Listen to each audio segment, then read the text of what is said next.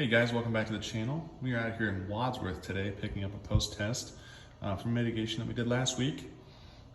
This house originally tested at 13, so I came out and did an estimate for them.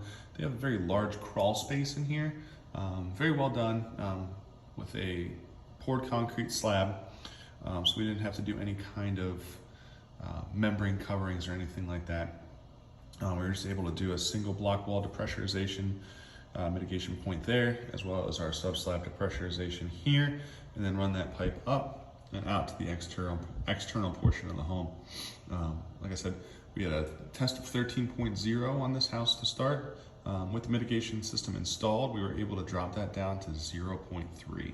So a really good drop. We'll head outside right now and check out this outside system. All right guys, we're outside here in Wadsworth, taking a peek at the external portion of the system. We went ahead and put a bit of a bigger fan on there because there's a lot of square footage for us to cover. So we put the larger fan on, the switch is right there, and then ran it up and above the roof line here. Now you guys can see the windows in the top of the screen here. We were able to actually set up our system the way we are inside that 10 feet because those are not openable windows.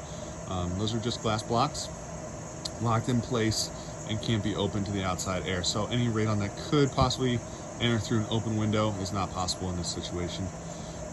Again, we're really happy with the results. So was the homeowner, and another great radon mitigation here. So thanks for sticking around, and thanks for checking us out, and we'll be back with more content.